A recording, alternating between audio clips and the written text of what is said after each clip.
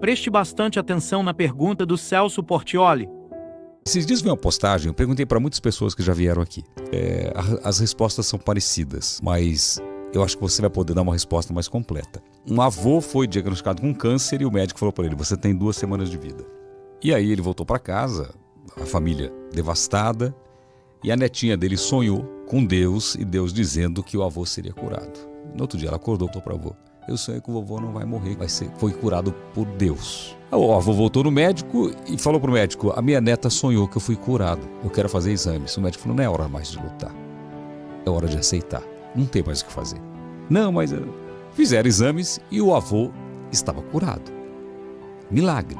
Aí quando eu fui ler os comentários, dizendo o seguinte: por que o avô dela mereceu e uma criança não recebeu a mesma graça? Que Deus é esse? E aí? Excelente pergunta. A opinião que eu tenho sobre isso, a vivência que eu tenho sobre isso é a seguinte: você já parou para pensar que todos os milagres de Jesus foram incompletos e provisórios? Todos os milagres incompletos e provisórios. Vou dar exemplo. Um dos maiores milagres de Jesus foi a multiplicação dos pães e peixes. Sim. Mas quanto tempo durou aquela comida? Só para aquele momento. Só para aquele momento. Foi incompleto. Ele não sanou a fome do mundo. Outra questão. Ele ressuscitou Lázaro, mas Lázaro morreu depois. Foi provisório. Todos os milagres de Jesus, eu falei, foram incompletos e provisórios. Provisórios no sentido de ele curou o aleijado, mas o aleijado depois morreu de outra doença. Ele curou o leproso, mas o leproso morreu depois de outra... O cego. Ele curou o cego, mas no outro dia ele não arrumou emprego para o cego. Lembra que o cego vivia de pedir esmola. Você viu que os milagres eram provisórios e como eu falei assim, e provisórios em que sentido? O leproso que Jesus curou, depois acabou morrendo de outra doença que Jesus não curou. Por que assim? É porque na dinâmica do grande conflito, se Deus, vou colocar as hipóteses, se Deus curasse todo mundo, não haveria necessidade do juízo final. Sim. O que é provisório se tornaria permanente. Já viu aquelas pessoas desmazeladas com casa? Muitas esposas que às vezes tem aquele marido, aquele sujeito que fala assim: amor, tá quebrando o cano ali do banheiro. Ah, eu vou arrumar, e nunca arruma. E depois faz um remendo ali. Eu vou arrumar, esse aqui é só provisório. Gambiarra definitiva. E aquela gambiarra fica definitiva. Sim. O provisório virou permanente. E a pior coisa que tem é quando o provisório se torna permanente. É gambiarra mesmo, você usou a expressão correta.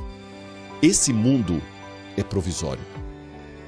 Se Jesus tornar o provisório permanente, Jesus vai estar fazendo como aquele marido. Ele não vai estar consertando, ele vai estar apenas deixando a gambiarra. Se ele curasse todo mundo, ele ia simplesmente deixar a gambiarra para sempre, porque ele vai consertar tudo sem trazer o juízo final, sem dar fim ao pecado, sem destruir o dito cujo com os anjos dele, sem separar o joio do trigo. Ele vai simplesmente estar perpetuando a gambiarra. Por isso que Deus não pode curar todo mundo. Não é a hora ainda. Você não pode abrir o cano na pressão máxima, que é gambiarra. Se você abrir o cano na pressão máxima sendo gambiarra, vai estourar a parede, vai ser um estrago pior do que se você deixar... Ainda deixa o chuveiro só um pouquinho, porque ainda está na gambiarra. Mas deixa um pouquinho, porque você precisa tomar banho. Então, da mesma maneira que Deus não podia sair curando todo mundo indistintamente, Ele também não podia deixar de curar ninguém, senão nós nos sentiríamos às cegas. Abandonados. Então Deus não cura todo mundo, porque Ele não quer tornar o provisório permanente, mas Ele também não evita curar um e outro, porque é um sinal. Olha, eu ainda estou aqui. Sabe aquela mãe que o menino está comendo? Vai estar aqui. Sabe, você tem sua filha. Sim. Quando é criança, não queria ficar no quadro sozinho. Exatamente isso. Pai. Não está te vendo, mas ouviu sua voz. Você está ali.